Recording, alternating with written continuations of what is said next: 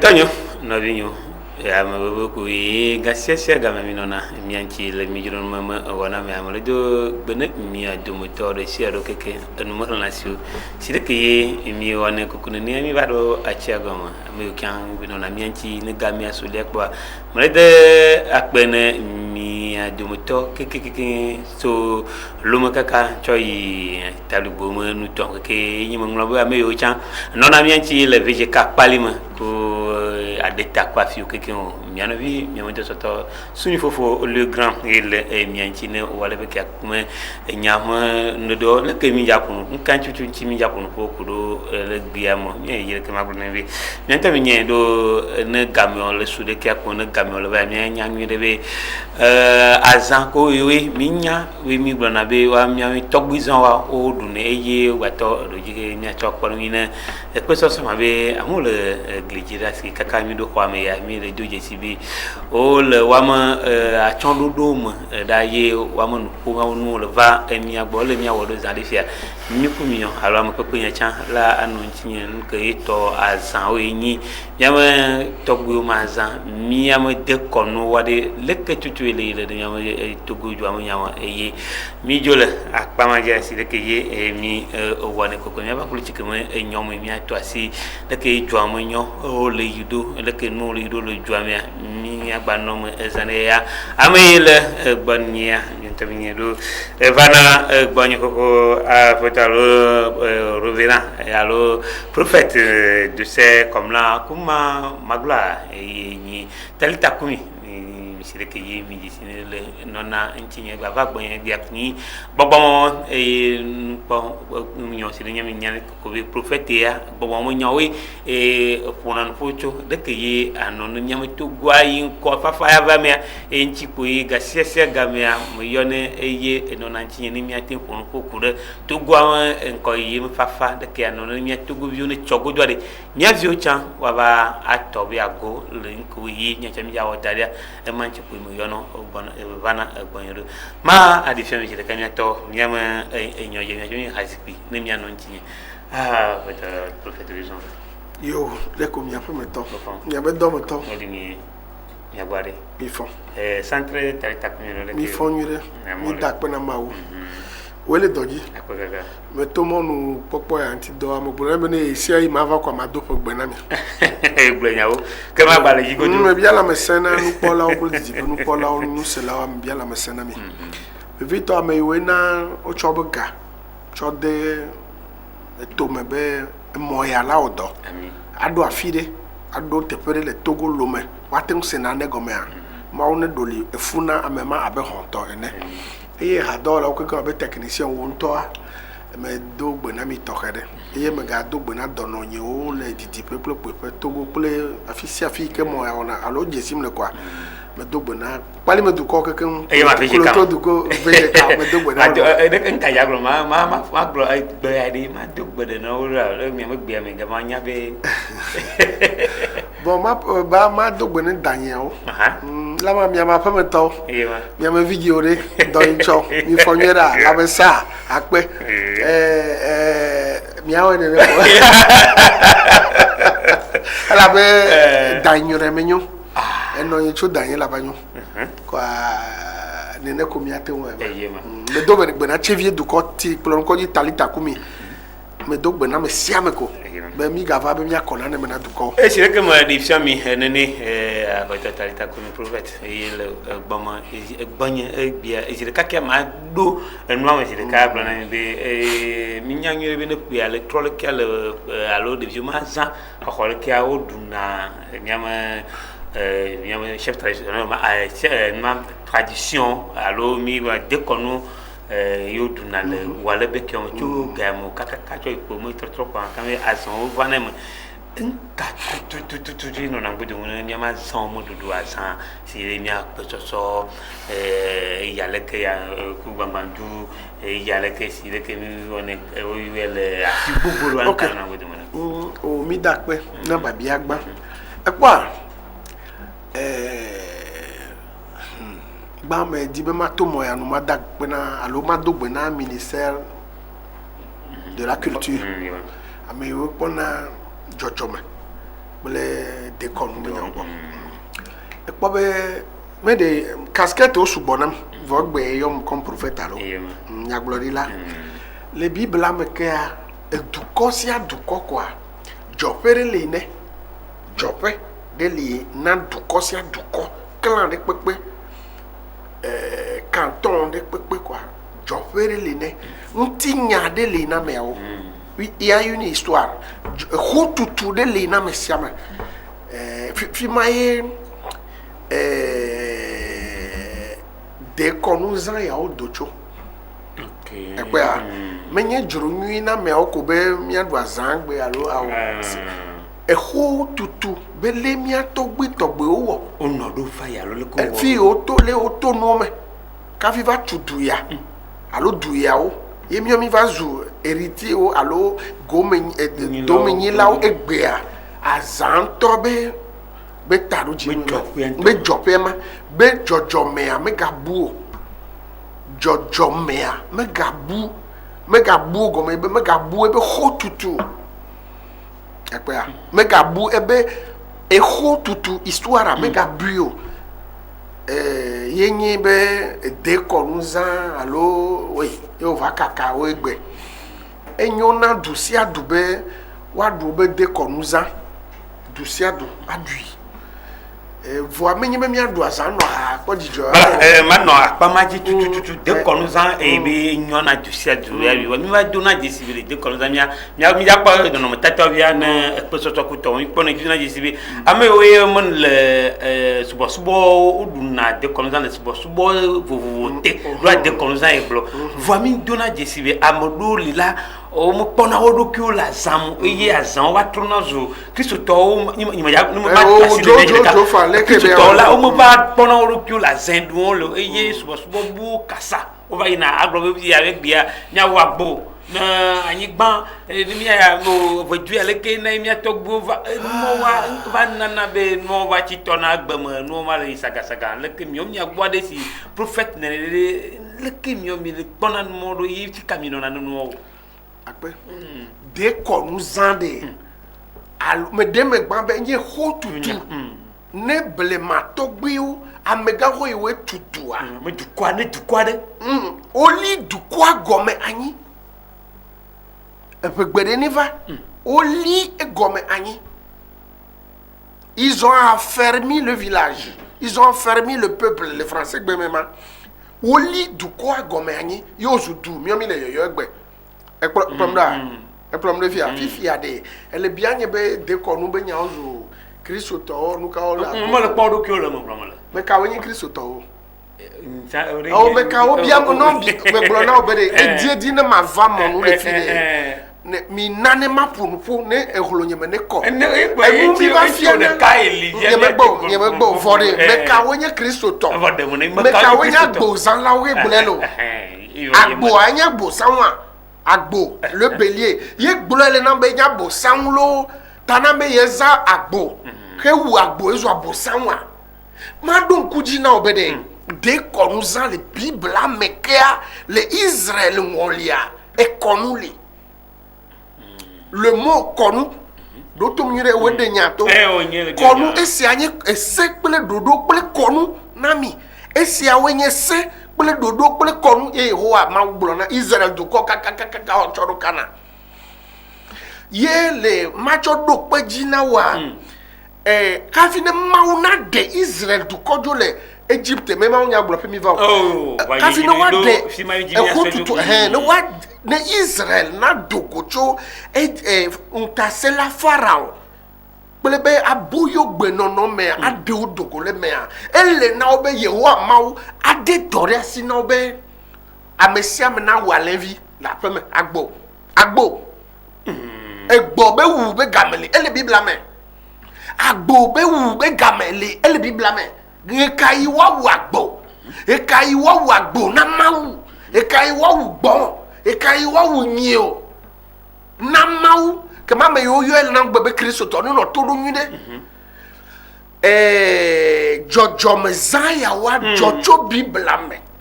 yele Israël yo be mozozon de serme o la nyigban tuto o di zon tuto go me nyo to yo wa to fi wo fu wa wu wa kakabado obanyi gba yin kana ngbedodo yin gbadia ese ma wo be hafi ni mi adoa mi wa gborika mi a chovu asiside wotru le sere nti be me java to Egypt ba Isaiah me vossa gbedodo ji lenti et il y a un temps pour l'accomplissement. C'est-à-dire qu'on est où nous affiché et nous il faut mis le fifia. Donc il y a mere la voiture au doji nous tombe gbedodo amere egbe ekolom de fia et y a ta fi maye donc Israël be untinya Israël duko be untinya la etovo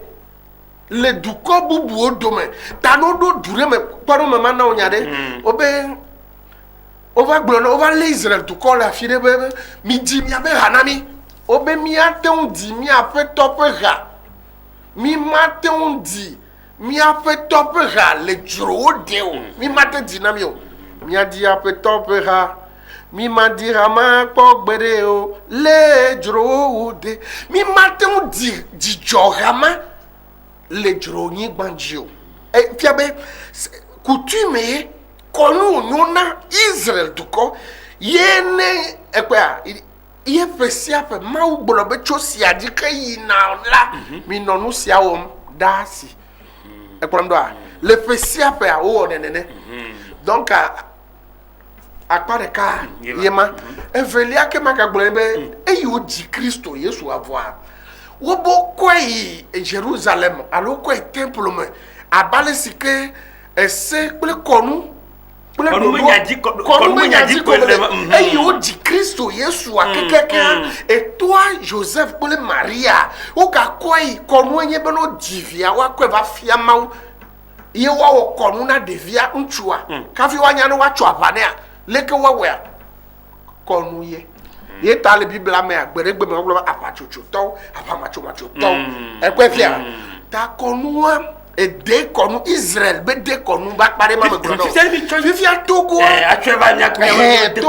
Togo dès qu'on elle n'a kota de serre chokosi o tolvo kable o tolvo e o tolvo ge o tolvo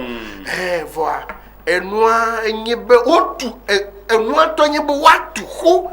na didi me jojo me o didi me o wa nya no ine jovai ale togbe mama wo yemio mi ba ho anyigba ya egbe anyigba ya azumiato o ba go anyigba o ba plawo nyigba o be be anyigba de wa to kole jojo me ba zan ya o de tradition alo de nyigba alo benu ya o wa to ko menye baba na yi kwa o discours ko e for be a o menye no ne ma fifty no le ni ade si de ke ye le gbe ni ade enya sinyi Kristo mana o poru de ka si be kable me o glo be akpe ma lo he no vai we o si na fi to gbe na enyo via o de gesi umbe o to kono ame yo zunyonu le o be jojo menu ese ame kafi kame alo yo vode olomo ne kable vi ikenye nyonu o mekpole to mo alo jila o mekpole to mo ma ola kema do ese amema eda mele o eda le konua le jojo me le konua ma ese nyame eve ogba vous toto nene no ole va ne me bron ni mi va fi nya bu omo fi ke yi mi le bron do abo be 2000 nya be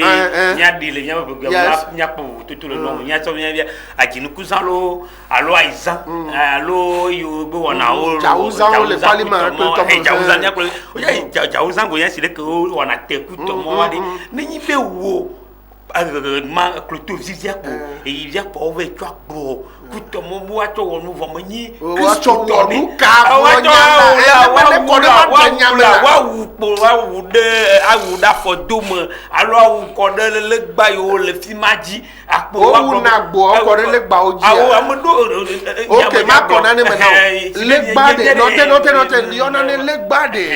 le gba yo yona de nouvelle amai c'est de l'herbe legba c'est de l'herbe amassée egbe de ka 20 ans ezun opopi ezun sen de ka ne vu gadjejia e ga sonubu yenye legba gani soja na blema to gbima legba jona dunti eta wo be du legba ele se a edu legba ne po edu legba ne legba melewa ne fetu melewa Israel yo ma cho enu mbablada kan no yi saplikele o feduye adaka ma feduye na Israel na Israel ne mi pali ma lo me ya ne ko mi ya no be wa wu agbo no bo enye prophet no enye prophet pepe talita kumi ya fifi gen ça me dit rien na ne kema de funamo me de fulo we so anchi wa me de funamu le mau le mau tonye bele mau kekea bela me yele wa nane kema kwa de funenyo la be bible aglobe nu nane kema funa dia me nenye be va me antio ke nu yele dodo la me e funa dia me top de smagon e kwa bi ko se be tro subola o ame o gbo u kokolo pe to monye tro subola e se amenya gbogblo tro subo asifa fia me se be igbo e bo tro subola o no trefunu ye onye Kristo to no te ya e tro subo to ma la be gbe aye ho ma ugbo be yi megal kokwefe am ye jo le kokwefe am i jo le fi ke igbo be yi be du ko ni no de enya wuli Kristo to nya be la ya duvo ba me mfefe enya nyi de be ile irafi gbodo wo le gbodo ile polo la ha igbo yi polo la ha le gbodo le fenteme enya nyi de enya etro subola ke yo le na me fia enya nyi de be ne na ne do le ne donyo nu meme isoro ko me gbo e do de le ma ne ifo imayi ko mo le fo mo alo ima cho tre adogbera o ima cho so la bi kopo vi adogbera o la be na ne iwe a ya popo la lei. Il y a pour l'Esprit de Dieu.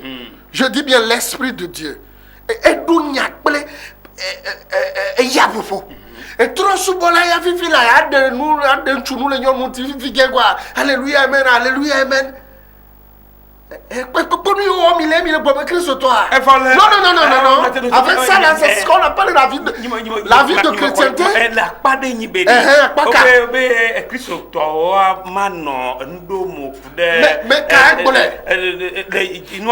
Apostole Paulo Globere,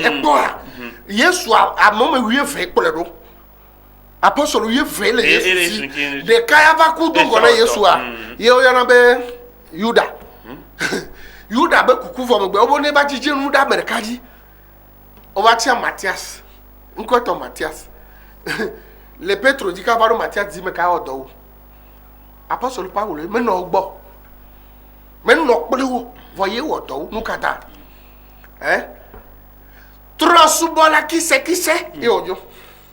amene china khoseto yo ma awu ye ojo chu de vi meke voyez ye globede enye matenye huno sronye latenye Kristo amema mi akpel Korinthe to ba gbale o me gbugbu ese a nia nyonu ikeme kho Yesu mamisi late de ofofo pastor fan ne khosewo menye force be nyanye ma subo la amero toli na ndi amero ndo wetroma amero ya ide kuku fevo kafie kekeli alavana e prom do a tade me no zu bai forcing be na ne fisia nya va de kon mo nyado ni mi jore si ma wa si mi jadu jile nya mo nya va de kon mo nya mo probe one wu agbo one wu nyie e tin yi ya be mo kekin fa ni mo selam to ke rone tabaski do hu na agbo o de mi medu ne so ma levo yi mi le nu gbegbele wo mi o pastor de pepe prophète de pepe gbogbo to évangéliste mi la pas doro mo selem to tagbe si agbe amema mo ko Yesu amema mo nyama wo ne mi pop Psaume 119 peut-être verset 184 alors 119 84 alors soy ne de menya be jabiam ni me de tonton David be Daniel be mais kafua mauzi adrele kekeme egbe Kristo to be Daniel be mauni khonam Daniel be mau zine ne o Kristo to do na gbera e kana fuma wuri gberka Kristo to yele kponye fifi jen be yen Kristo to enti anu wu agbo a enyi tronsubo subo no wu nu le funa ye kpo anyi tronsu Daniel ke maude to jata odoma ebe me kafua nye mau ziadire le kekeme zinene mi Moselem to kafuna mau le kekeme henya ewo zinene ye amesia me nyana be Moselem to le gbedola kekeme nukata mi anu mi adoku ofulu ha ame yo me miti ame yo mau chobunti kokwe daroji o doze Daniel mi le dogwe be dem le hodribasi me dem le lion ba na me kutototo Daniel be mau Daniel ma ebe ziadre negulo ziadre ye kafuna mau le kekere kama nkeke zinene Moselem musulman maleo kafwa mo par jour yegbe zinene Kristo to kafwa mo kekereka mi gbola na ma se mi me gano ekpore mianu no okporo plese ekporo a ekpole ke Kristo nya legbe a hele gbogbo na be Kristo to okporo de kono me nya la pa no mo le so tututu na nya be le so mi me nya no Kristo gbenon Kristo to nyere se une vie Agbenonoye, ce n'est pas un habit qu'on porte. C'est que mi doit vous le dire. Ah non. Et lui, ouais, il y a pas. C'est à Christo torde. Mianya fi kamicho. C'est ça. Christ musulman cho Égypte ke tabaski Égypte o cholo. Agboma yo una blema me kaka. Yeza on le kaka ro gboro.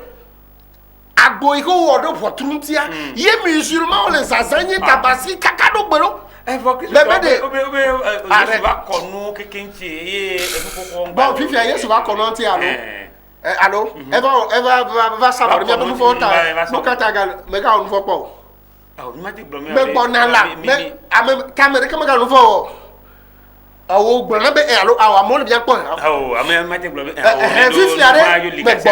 me bonala Comment Yesu va iko mi abagbo mi okeko bagbe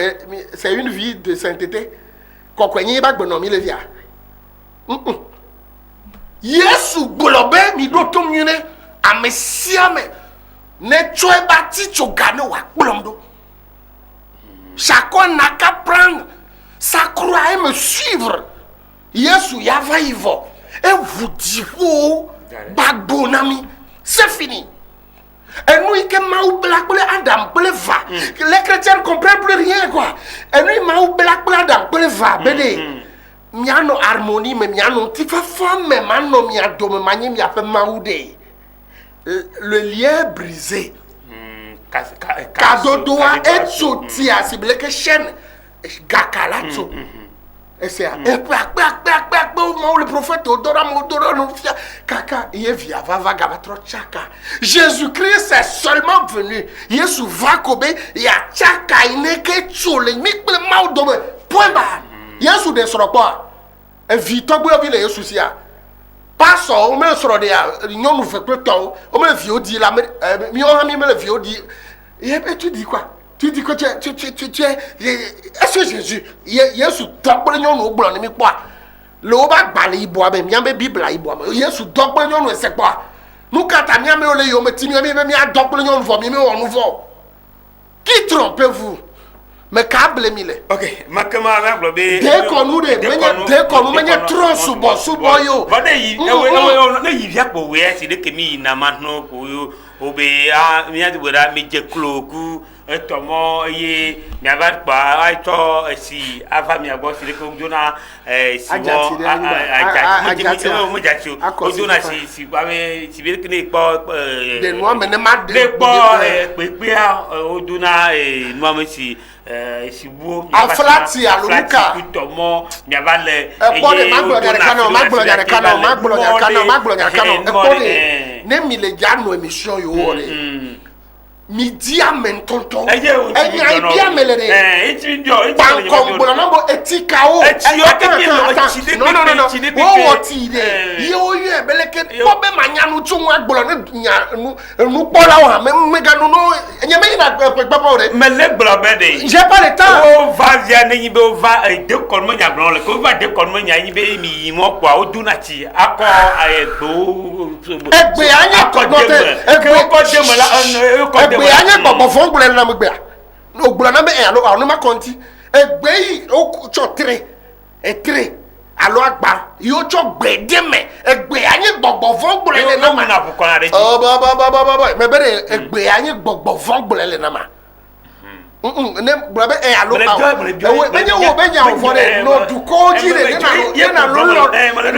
nam ne ma te de no me na du ko la ati o kore gbe aji ya o wura mu tia ye gbolo mi de benyi gbogbo fon a bo be ni chop to ko de ma je be dote Somme 51 y'a qu'à oblo. Ay David on nous voit blabla na ma choti isopo nena awuti re dinye. L'isop nenuka. Akpati mai o choko na untie. O ka o mi le nena ha. Pati mana mere fodi. Menye be mlanyi de komo. Ame awodi fofo be nu le gbogbo me. Pati ma ko atuku. Ale vevi to kekele me ro le fe antifa. Watch your date me ko anu evo ça c'est fini. Et c'est l'adoration satanique. On met à l'éternel la terre. Et tout ce qu'elle renferme, psaume 24. Yehowa tonya nyigba,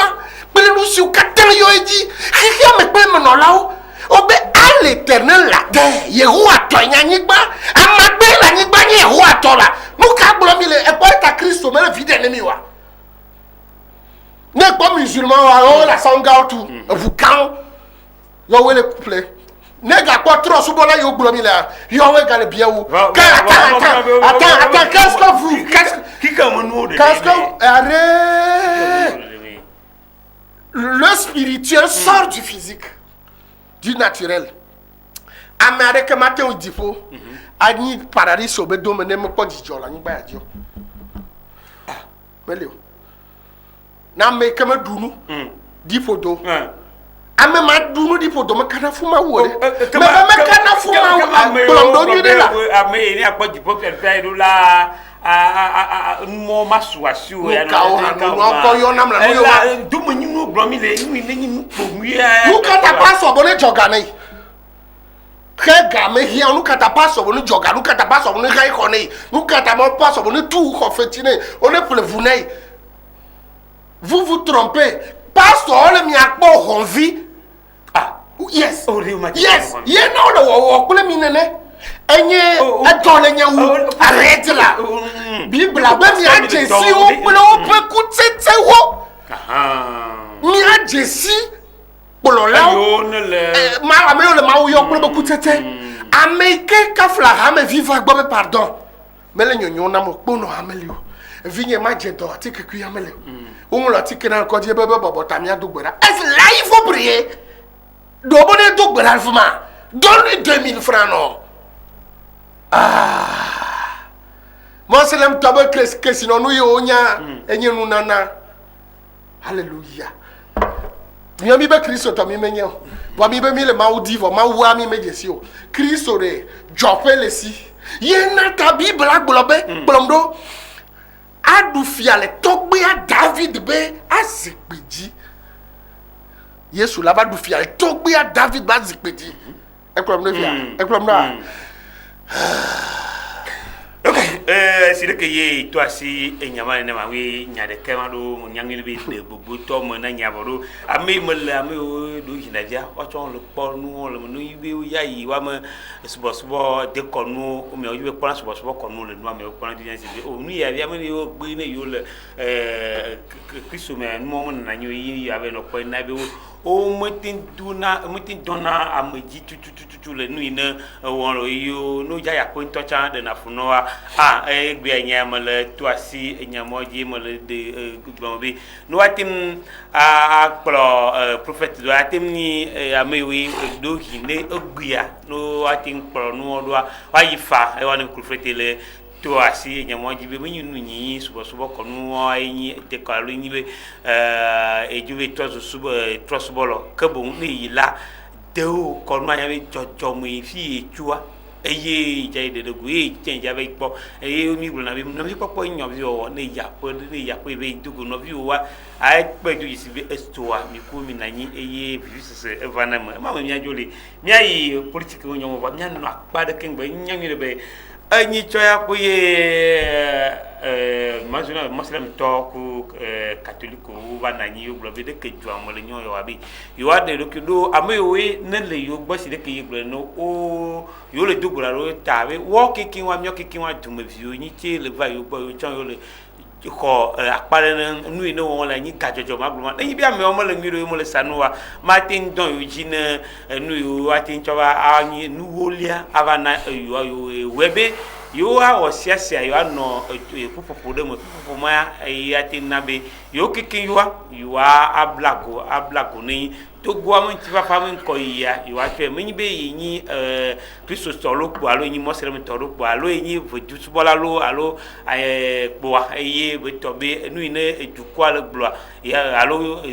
opposition ko pouvoir alo glo yo matin de nu va we be yin study ya ndo ke no lo ya se dia wa va do nya dada eye glo no ti go to be awo be nu ine le jojo abi wa di detagu chonya de chote gobi wati wodeji yo lo wasusu be amomo yo no vava o yo nto yo miasi no bu no va na mo de miasi no edu alo ele vu ya mo de miasi no wa hia bi amomo wa edula ame ne gbono be de fi ne yelere ebumo to fi ele kana ya azonde moaji kin gbono be do afilia na afima mu gbakpo mo ne atincho yo agbatin bi otabo na me afiomo wo nto trok patabe e fi ne yena be nto etro mo kan me jabe buma eye yo chan e ro black oji e we be yin twa odi de go be yu ame o kekin cho eturumi ano yo bo aba no yo mo kam ne ile yo mo kam po yo kekin do twa yo anya de ke o ni yo akpose di o mo se ne chova ne togu twa atin fa ma to de ntuma ba gbo anu ne to se di awo bro le ni agbo won nbi esifli eye finele na togo ma pa de kanu jivi ni don suka mi de to nu inem muslim to ko catholique to de to ni chova ye akpe muslim to le Christo hamea nyama chuko be mauba amu yema mau hamea ke ko ke ma nyinde ka no ba la mawe no be dieu mawe yo be nya bia mele lo alo fe duru ta gule aw wa mo nya king bati o glo yo acho fru glusa mo baba fe duru ta mais blonami le début d'année le lomé radio télé o me va fier blonami be o le java o dialogue vono o dialogue java no crispé e java adogara neutre ple phase e calme veio na kurambe nya e java cha ne cha kwasi zolava me blonami ele pavia ne muslim to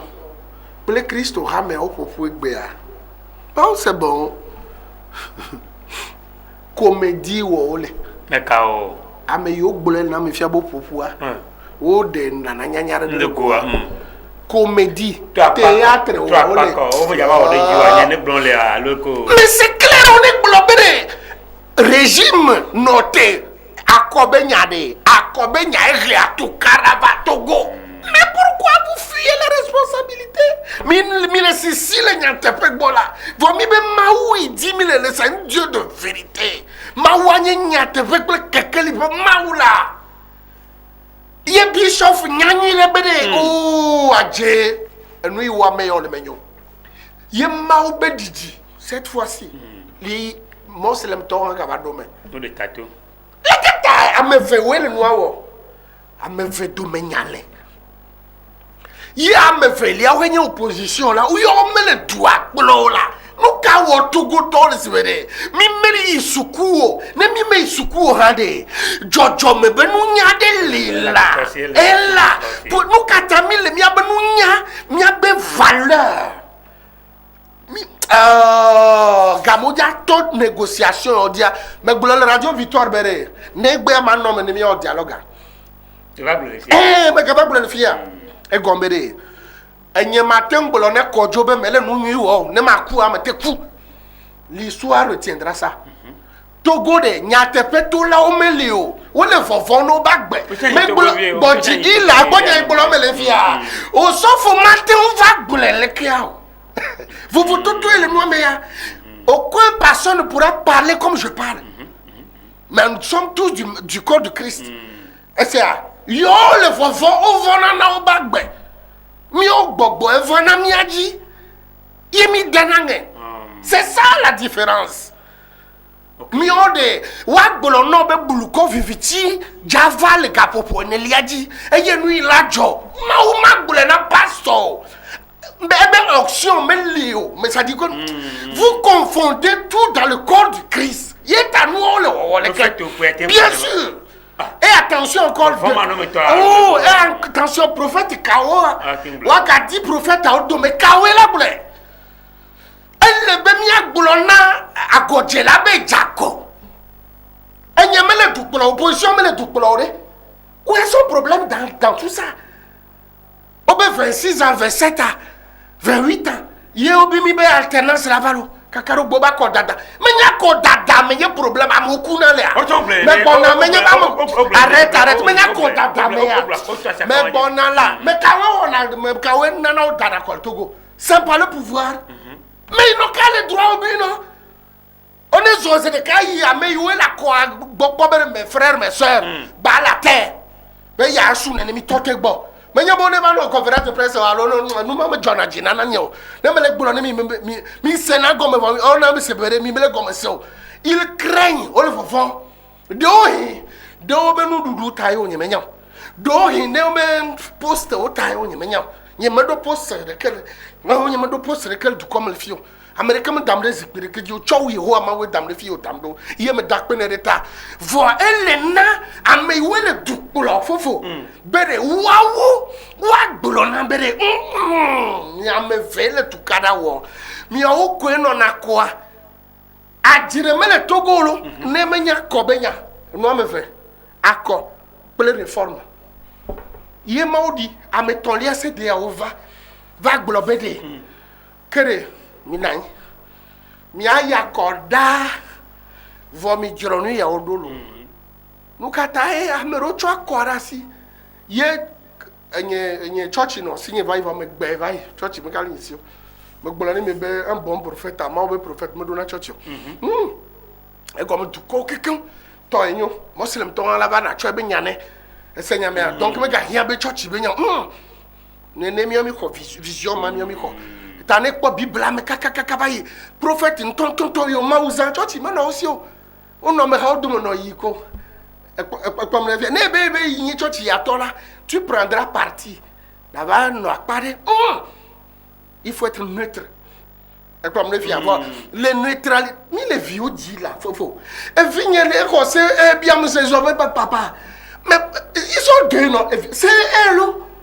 et bien ils sont deux non mais qui fait qu'il y a de problèmes? Eh bien, ma demande, toi, me demande qu'à vous. Ils n'ont qu'à cesser, non. Des vies, c'est une vie, il y a 7 ans. Il y a toi, les quarantaine, mais il y a raisonné, il faut. Elle est bien mal blonde, tu as raison. Que maman, ou non, nous n'y a pas. Et ça me waga yidi. Et nous, on a étouffé. Mi le touffé, mi abe nous n'y a pas, mi abe. Si c'est un cas, tu vois, un califie et vous vient, c'est qu'il on est toi que nous ma, on y a fait les, on y a fait les, on y a rien signé, et bien n'y a entité personnelle, mais nous. Vous me n'y a pas de me bolé à mon colonel d'Oka qu'on va prendre un mois ne me bolé bégué la femme et ne connaît pas, ne gamma soukoumi, y'a pas de tout. Togoré, yé me midoré. Elle be tout me quand e kwale ke me nga unye babo efia e kwale me nga unye babo on est trop bongo abesa me ne trop bobado kwim akoe nana e vuko na di le Togo mi gbo olon e ta akobe nya ni toke gbo donc no dialogue me nya che ya d'accord lo me nya no dialogue la e nu iwe trop do akọ e sekple do trop do akọ nuit toi ma blomele nuit to nyemele miamo nyemele dusimo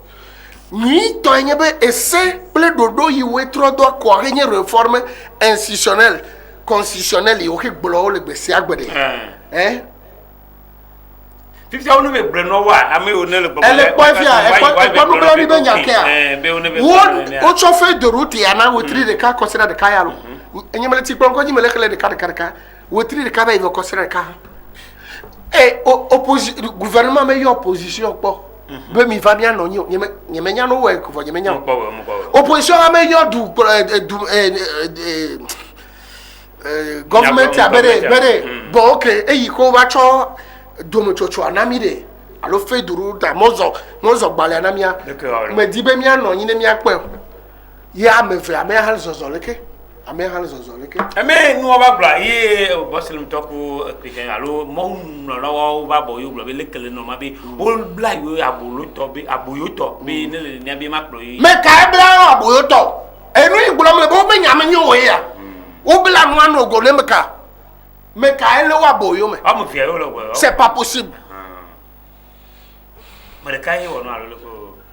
me kai we ala mo fi ko do opposition ko government ayi o le problem o mo fi apata o mo le se ono no gomo na itugo le chi me le gbobe wa nu ganto ye wa wode de wa gbobe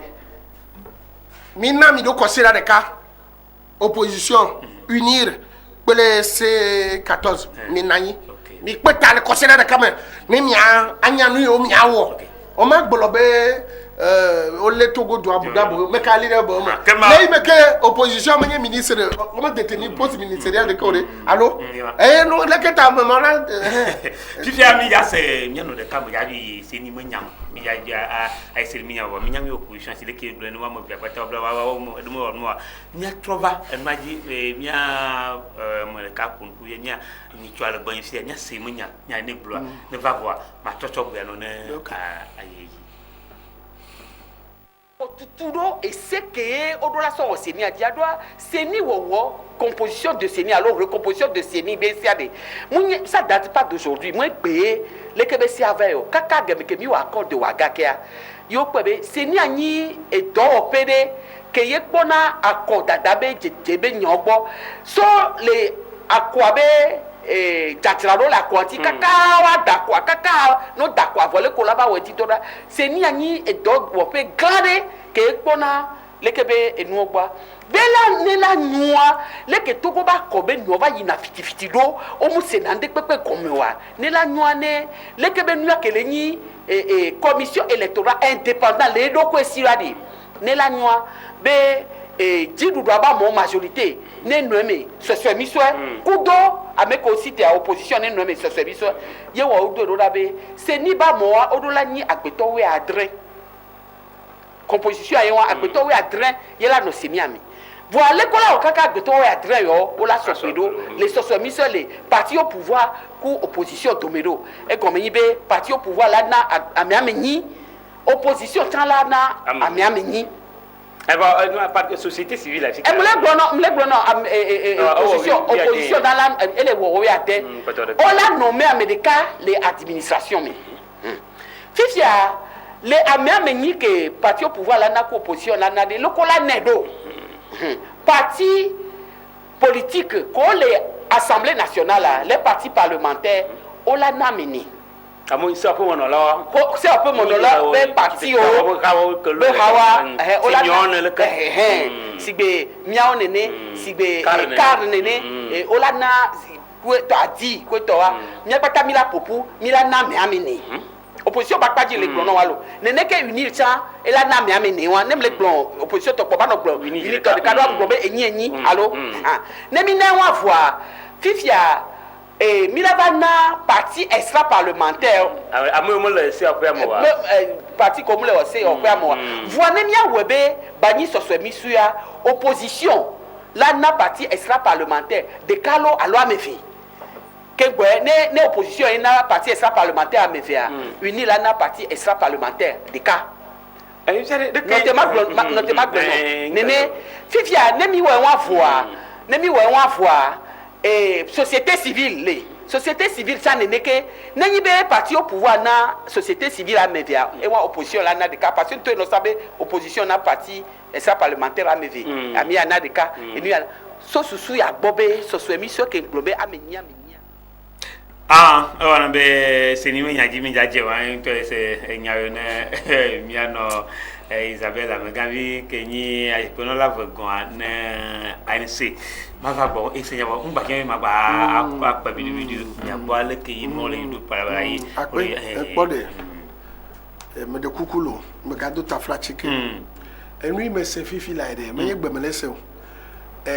intervention yi mia dada nyima wo ifia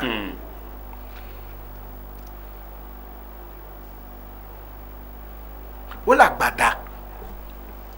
nkacho mede kuku agbanton ton daolema wawe do fale dumele fi be décentralisation kengbe ti pe acha daba pum obe 92 ou rien vraiment étant four must go Bodiri la mettons 4 la feuille de route doit arriver de la CEDEAO doit arriver à CEDEAO ben mon anaro d'aba il note pas yole CEDEAO va nous quand même faut gabana ha ame yole on le fout dynamique fifi y a des métro et composition de CENI rigolo les ade mais de coucou y me dit me mayo encore on est blo ouvertement ne bien sebere mais quand ben y a blolo UFC Obu net amettons les assemblées les CENI me voilà qu'il soit réaliste là opposition c'est 14 fou de nanya on est globere amoma agbebo kafla peto gbeme diamo jolfuma net jolfuma UFC jolfuma ne miaba nayi e quoi contorsion o gatro ni adi kaka waga yako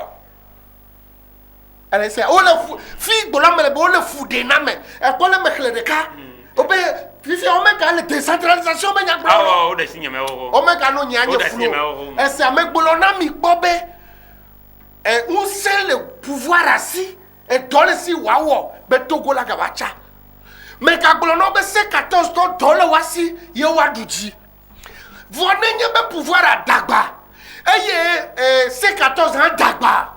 mawu ja chogbe na du konto tanya magbolo la america me toro nyama e la be vivi ade obi moi je suis pas il y a même parti politique comme Molo que Obi me la zone lui n'est pas de l'opposition. Est-ce que Agbome pardon Agbome Cordio n'est pas de l'opposition? Est-ce que Jerry Tama n'est pas de l'opposition? Arrête. Mais toi Fifi ade tote. On me 14 c'est 14 ans. Bon, bien globe fiani ya agbe do chokore. Agbome o ma chodo dabe ye de daleme. Mais bon, il y a Joel Senime. Jerry Tama, il y a Bolomi de si. Il y a déjà Joel. Il y a UFC. Madame Chris Rabé Joel Mede. Madame Isabelle Amega vient de Kalana, parti Kao Jana, et on m'a contesté. Ne do nyantina meleti kolon konji. Mais bede, ne nyebe extra parlementaire yo l'assemblée mais nyebe bono na voix kagake. Eka ANC nyaka ANC on est tout na ko ne ba bouger non ame yaore o le togo mo OK kema macha mi bawo ame kula fo lo nyate fo me kula no wo ne choyo to na ne mi azojo ikola mama ba to na o nuabo apoto 2000 do anyi so amko e chan pour photo seni mo nyanti imon popo si nyakajo to nia me gba e chan gba bro to mi apolo kenele na sire ke igbo ko ise me gba bro ase po e chan to la ambassadeur always et accord législatif et les préparé législatif. Donc au Dogoa, yo proposé au Santan nene que amera soba, nene que parti au pouvoir la bamolai, nene que opposition bamolai. Donc que on lance Senia parti au pouvoir soba mododa, société civile chance toroda. Donc et pour te permettre opposition C14 B on est sans wabe à mododa. Avec un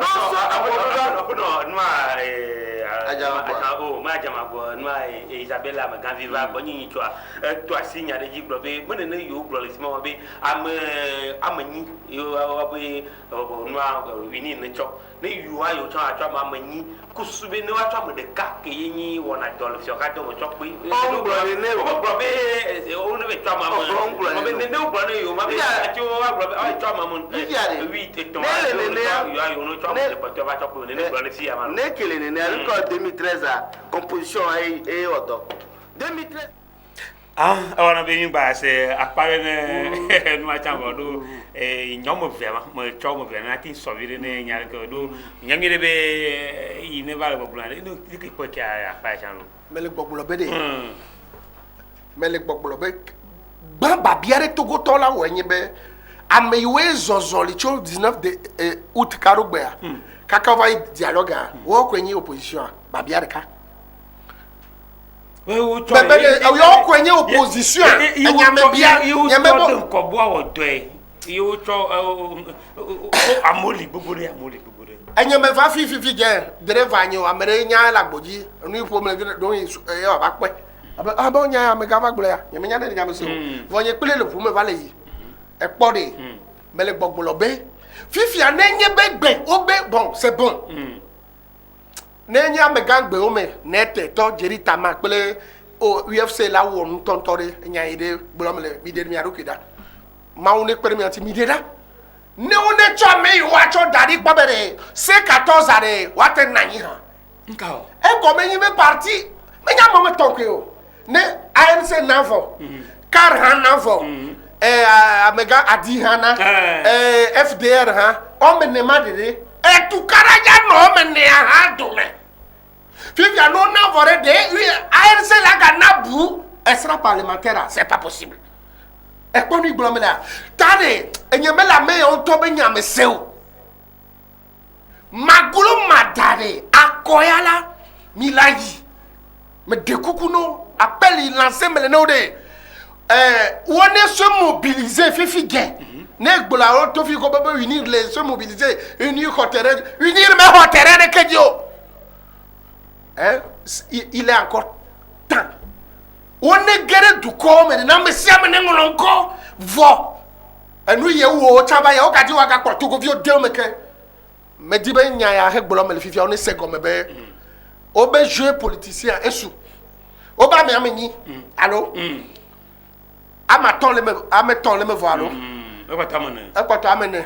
le me vo amene le me vo ekwato amene ne la nyoa no me gaba de afole togo to mu kewa on est no agwa da fole afole togo to nko wa ajago agande senya wa be wana be nyaye prophète Talita Kumi akoto de che pepe ko dari ne tukando ga sese ga ne wa kele ki alo ga do mo le ki ma hene bana bi ne ba de no goma lo ne nu yo ne blona do blona nya do va nya nyento mi pro mi do ne ba do gare me nya ojina bi awo mi do kuli e we bi gba tro de bana bi nya ya ba do fia de si ka de kan ko gba gbal do me nti gba pro va e gbe ne ba tin tro de ndo gomo ne mi ma ji koko bi ne gasia ga ne ga do mo le ke ko mano pro va do gare me am jibe nu lo wa no ba fia ne wa chon no cho mo nya do go de togo bi wa tin no cho enu yi enyi emia to do mi blo bi nya to gode mi to ya chula mo buka sala ma chwa fi wa chu ni mi prophète akaya ko to mi wonya ma bloko ne togo to bere ne du ko ike yen to nyabe ile kokuti tere yen gbegbe nyabe kokuti blaya ne titea kosokoso gbana du kɔntɔ titea kɔtɔ kɔsɔkɔsɔ ala gba mɛ di bɛ ma trɔ ɖe dukplɔlawo gbɔ gblɔ no be fi ke wole dukɔ ya kplɔ le yia mɛ dza de mia dzi o mɛ di bɛ ma ke gblɔ ɖe opposition tɔtrɔ tɔwo hã be gbɔ be fi susu fi ke wole susu wobe susu tsɔ to hã mɛ le dza de mi katã dzi o mɛ dza de wo hã dzi o elabe ne wo rate fifia opposition mɛ gadza nɔ Togo edza zu dumeviwo tɔ wadi teƒe le dumevi wasi to ma kpɔ amemawo gblɔ me le nya teƒe nya gblɔ me le na mi egɔme nye be ne nu ye nye nya teƒe ko mia gblɔe ke ne dukɔ yi ke le veve se ke le ya ɖu ke kpɔ be le ƒo si be bɔlua ne tɔ te ne kpɔmɔ ne mawu kɔkutia alagba akpɛ. kɔkutia agba dukɔ menyi be ɖewo le dozo na mo ne mi wo be miadze agba ne Togo aɖe nyɔ eye kpe mi va ɖo nu ne egbetɔ aɖe kuma da kpe ne mia dometɔ ɖe sia ɖe ke ŋlɔ be aƒetɔ vitɔ le miame tantantena ɖa eye awu wudza sune eye nɔ mia ŋuti